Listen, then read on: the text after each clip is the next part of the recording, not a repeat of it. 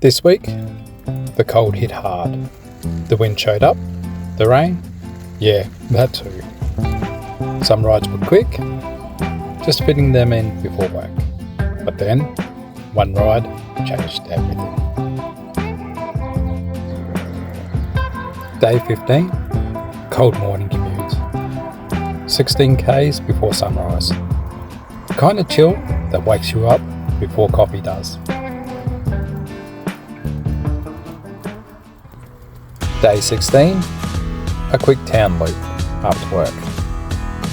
Legs heavy, but still turning.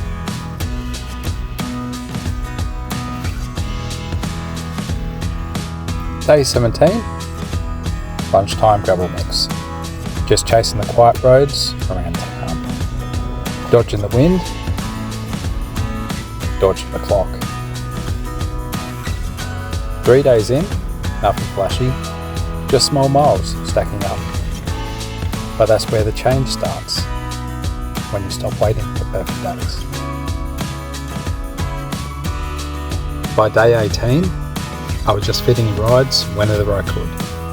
After work, before dinner, between storms.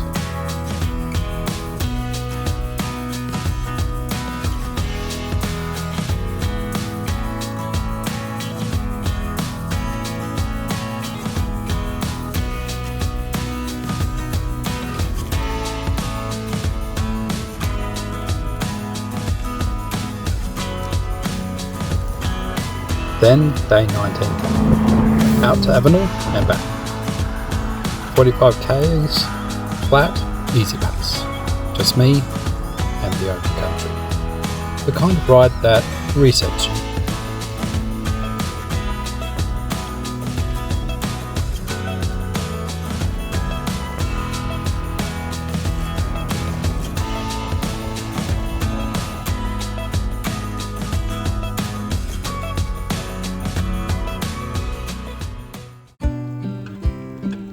Day 20, drizzly rail trail.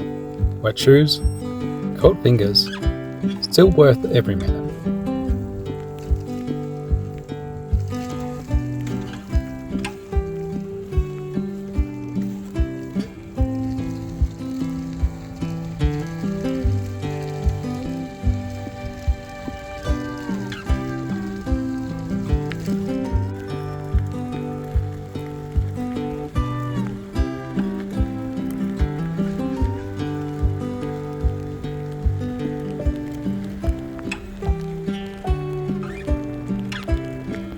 Somewhere between those grey skies and empty roads, I realised I wasn't fighting the weather anymore.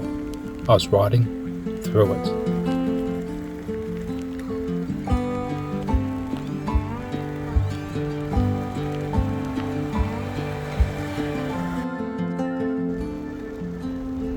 Day 21 was supposed to be a short one. 35 Ks on the Great Victorian Rail Trail. An easy recovery ride.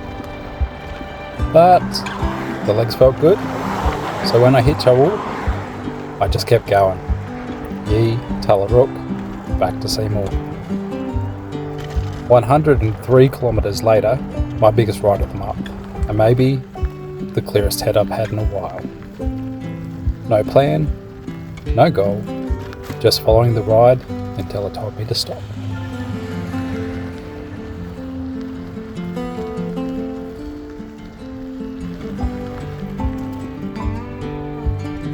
This week reminded me that progress isn't about perfect rides. It's about showing up when it's cold, wet, or late. Somewhere between the drizzle and that 100-kilometre ride, I started to feel my fitness shift. My head got quieter, my confidence louder.